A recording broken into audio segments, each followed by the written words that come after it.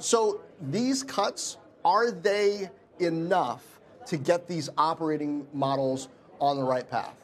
Yeah, at this point, I think it's a start, right? Like we've certainly seen a slowdown in the advertising business over the last 6 to 9 months, and so this is clearly the response to that, to try and preserve those margin pressures.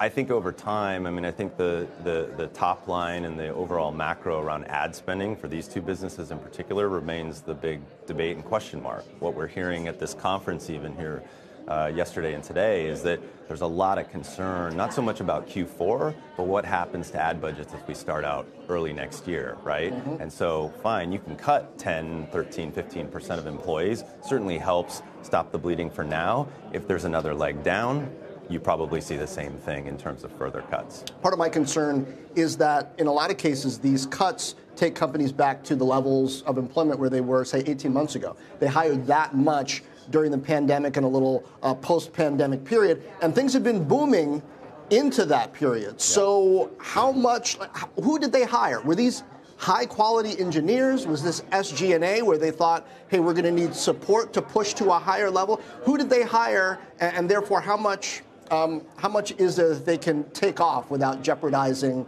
the real builders? Yeah, I think it's a mix. Whenever you listen to these conference calls, right, you listen to Google or Meta talk about these things, they talk primarily around adding technical talent is the term they use, which is software engineering, right? So I think that hasn't really changed. But to your point, I think we cover some smaller companies that also very much participated in the boom of COVID being digital-centric businesses.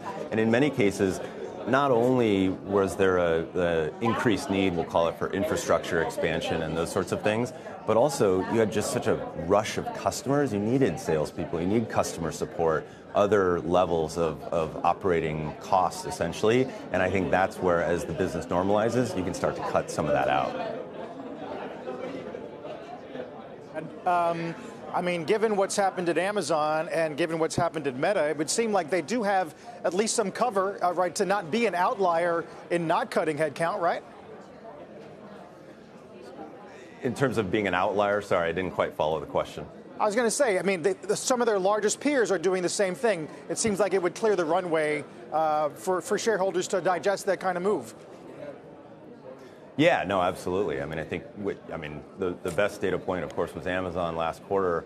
As they realized they were over capacity, they lost almost 100,000 employees quarter over quarter. I think they lost 90,000 employees. So, yeah, you're absolutely seeing companies take this moment to trim. I think our view is that, it could be iterative. This could be the end, right? If you're a management team, you definitely want to try and make one cut and not sort of have that linger over from an employee morale perspective and all that. But, like we said, as we see this caution into early next year, it remains to be seen whether there's further to go. Yeah, that's a great way to sort of bookend the conversation with Arvind Krishna from IBM at the beginning of the show and looking at the consumer and e-commerce and social and marketing at the end. Brad, thank you. You're welcome. Good to be here.